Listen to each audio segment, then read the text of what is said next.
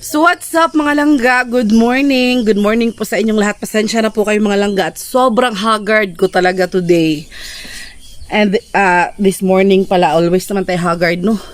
Because today, kasi po ngayon ay wala po tayong tulog talaga. Mga parang mga 3 gabi na yata kaming walang masyadong magandang tulog ni Insik mga langga. Dahil mula pa nung pang 15 days na due date ng aming baboy ay hindi na po kami talaga umalis dito sa baboyan namin. Tapos hanggang sa nanganak siya ng mga parang 116 days yata ayun. Nanganak siya mga langga nung nakaraang gabi. Tapos dito din kami nagstay hanggang kagabi mga langga. So yun, nandito po tayo ngayon mga langga and sobrang thankful po ako kasi po alam niyo naman na ang buhay po namin dito sa bukid or ang buhay namin ni Insik ay like an open book. So alam niyo po lahat ng mga pangyari sa buhay namin. And ngayon po ay sobrang nagpapasalamat kami kay Lord. Kahit sobrang pagod kami or sobrang duka, antok. Pero blessing na blessing pa rin po talaga. Sobrang laki ng blessing po. Kasi itong aming inaalagaan na baboy, diba? Nag-vlog ako sa inyo na meron kaming inaalagaan na baboy. Supposedly, hindi po to sa amin. Lahat ng baboy dito, dalawa itong baboy namin. Hindi po ito talagang amin. Ano lang to, meron po siyang may-ari, tapos pinapaalagaan lang po sa amin para gawing inahin. Tapos, kapag nanganak na, depende po kung ano yung mapag-usapan. So, ang una po naming naging baboy ay itong si Jopay. So, ang pangalan po ng kanyang amo ay si Kuya Jupax. Shout out to Kuya Jupax. Kaya ang aming baboy ay pinangalanan ko kasi po ang hilig ko talagang magpangalan sa mga hayop. So, pinangalanan ko siyang Jopay. Since Jopay is a sex bomb dancer, idol ko pa naman yun. So, since babae siya, kaya pinangalanan namin siyang Jopay. And, yun, sa una niyang, tapos pangalawa, itong aming pangalawang baboy kay Ate Marley, pinangalanan din namin siyang Maria. So, ayun, si Jopay ay nabuntis. Unang pagbubuntis niya ay hindi po siya sinuwerte mga langga. So, nakunan po siya yung mga biik niya, yung mga piglet niya nung paglabas ay patay na po. Siguro daw dahil nung lindol, kasi hindi lang po kami yung nakaranas nun. Yung iba din, ganun din yung sitwasyon. Patay na din yung mga piglets nung lumabas. Kaya, malungkot man kami, pero ganun talaga. Parang trials talaga ba? Kaya, nalungkot man si Insik nun. Sobrang lungkot talaga ni Insik nun. Pero sinabi ko lang sa kanya na, it's not yet over. Mabubuntis pa naman talaga si Jopay. Kaya, nung pangalawang in-hit niya, or pangalawang panguwag bitaw sa Bisaya pa, pinaanohan namin siya. Naghanap kami ng lalaki na pwedeng i-pair sa kanya, kaya yun, nabuntis siya. And kaya ngayon, kaya kami nandito sa aming babuyan dahil nanganak na po siya nung nakaraang gabi.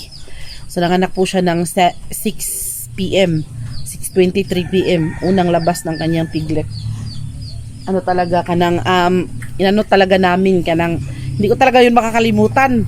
Kasi parang kahit madilim na, kahit gabi na, pero talaga parang lumiwanag yung mundo ko. Nakita ko yung unang first born ni Jopay.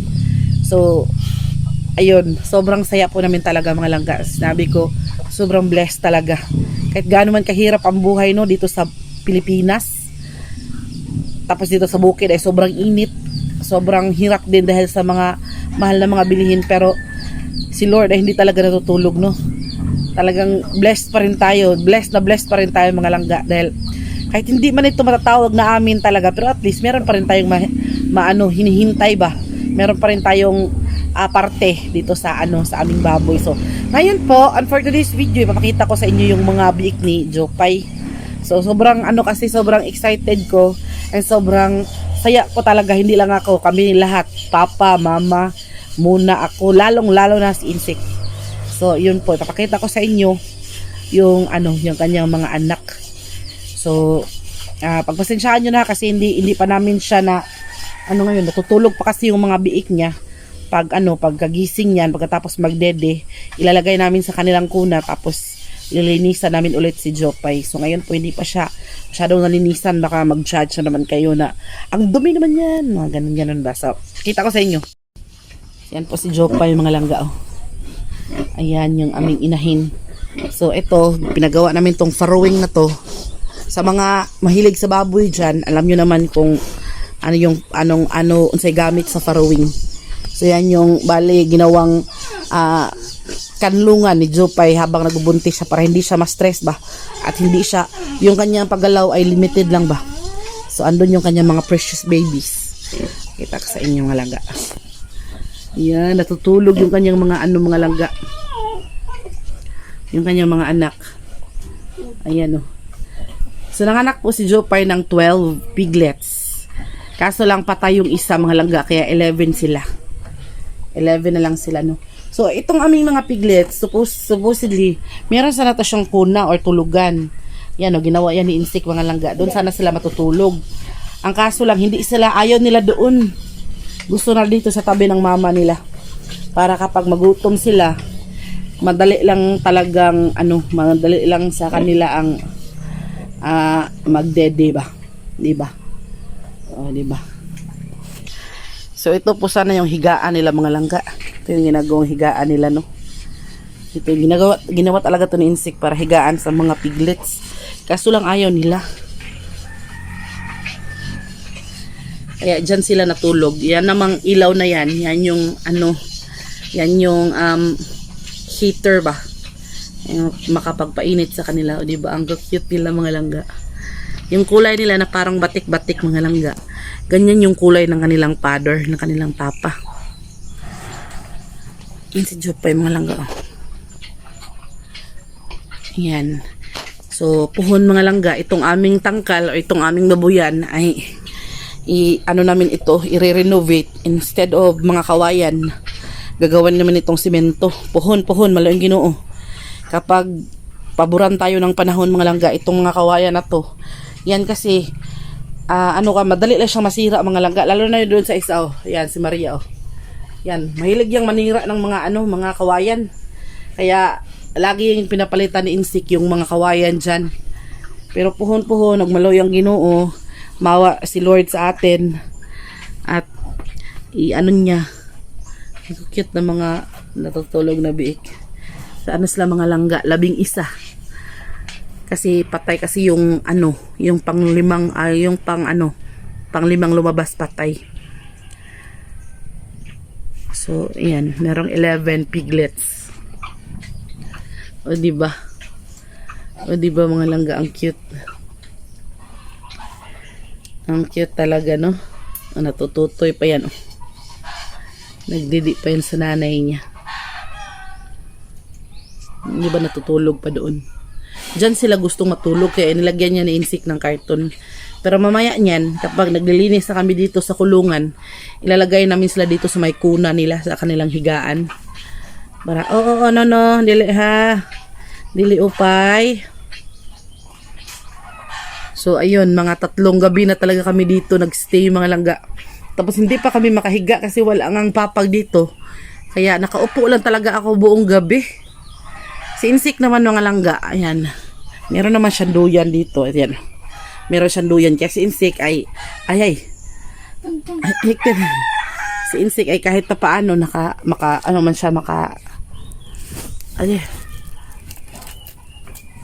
kahit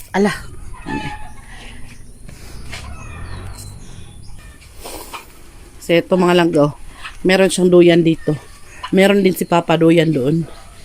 In case of magstay sila dito, meron silang duyan. Ako dito lang ako nakaupo. May bangko, diyan lang ako nakaupo buong gabi. Yan si Muning. Hi. Si Muna naman at saka si Mama, sila lang naiwan doon sa bahay.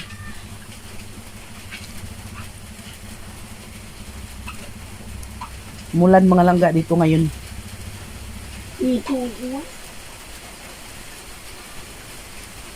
Nung bukang Ha? Ako.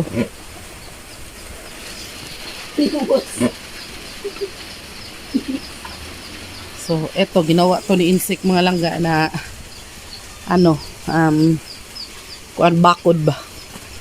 Tapos ito namang aming isa, si Maria ito. Gupuha. Hi. Ay, sus, kagwapo. Ito naman si Maria to mga langga. Gagawin din siyang inahin soon. So, kapag mag-inhit siya mga langga, ito naman baboy na to mga langga, akala talaga namin mawawala sa amin. Kasi nagkasakit po riya hisgot. Nagkasakit po siya. Hindi po siya makatayo. O, gitambalan. Hindi po siya makatayo mga langga. Tapos, akala namin mawawala talaga. Pero kumakain naman siya, hindi lang siya makatayo. Yun pala, kulang siya sa calcium. Kaya yun, pinainom namin talaga ng sisikal. Kaya nakasurvive naman siya mga langga. Kaya thankful pa rin tayo, no? So, ayan, no? Iya. Malapit na din po siyang maging mama. Maging inahin kay kapag makahanap tayo or siguro hindi ko alam kung anong plano ng insik, IE ba niya o maghahanap ng ng lalaki na baboy para partner. Ayan, tulog siya mga langga. So ayan, hindi kasi sila pwedeng iwan mga langga. Kasi kahit may farrowing yan, hindi sila pwedeng iwan kasi nga may possibility or may tendency na maipit sila ba or mahigaan sila ng mama pig. Hindi sila ganahan dito pa kay layo ungod. Pero unya, dayong ligo na mo aning jupay. Isuda na mo dito kaya mo ning ligoon ka ng hugasan bitaw. Ihang pero di siya pwede ligoon kay nanawag na siya. Ganyan siya mga langga kapag nanawag. So kapag tinawag na niya yung mga anak niya, tinitingnan talaga namin kasi yung iba kasi mag-agawan sila sa dede. Ang uban pa nagtinandayay pa. Nagtinandayay pa. Ako dire Ay. Barag. Musuko lagi itong itom lagi. Hindi siya katutoy no. Gigilugan mo siya. Dili lagi mag-ilog. Gigilugan mo siya. Taon pa. Nga naman na. Nadre na. Hala, ayaw pay. Ikaw. Di kuha ko rin di na siya matuto. Mabahanap ko siya dire. Bago na iya din na. Ang yan na sila lagi. Hamat ng datugo ka na kana. Mabukay siyang karabiyag. Pilong ra ba? Gawa na pila yung rindo guro. Si idol ako, nasilaw mo.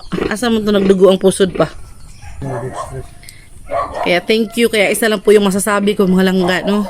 Thank you Lord for the blessings. Sana, no? Hanggang sa paglaki nila ay healthy sila mga langga. Kukuan ra lang kay na po ra lang kay na. Dalag manok pa yan. Basta wala na ganas jupay. Nanawag na siya. Bisag mga tug pa na sila, tawgon na siya. Makasabot nila yung bakit pagkakala. Kuanday pa. So, ayan mga langga, no? Kaya thank you Lord sa blessings. Thank you. Bahalag kuan. Bahalag kapoy. Basta, importante na i-blessings. Sa mga sabod ha? Kinabuhay. Mura na yung makapalo sabod sa kinabuhay. Mga may lang taon. Mo pa nagkalaod-laod. Tarong usay. Barag-barag, bro, hubog. Ngayon na. Ayan, pagkatapos nila magdede mga langga, matug na sila. Ayan, ayan mga langga, tapos na yung iba, nagsuroy-suroy na. Don't worry mga langga, kapag puhon, nagkaloy antas ginuog magrasyahan ta. Kani ato ning simintohon. Mo may plano. Mas nindot man jud ang naisimento pa kay limpyo Nya, kuan ra pod. Mo unahan sa pagkuano. Haligi jud. Amo lamin ni. Kuan na naman ni kanang kuan na naman siya og kanang hollow blocks ba? Kanang nagar rin na mo kabilya. Ipanansang nang ibaba kay haron ang hollow block. Ito po sa mo hollow block na may kawayan. Mo lagi. Palibot. Ayan mga langga na.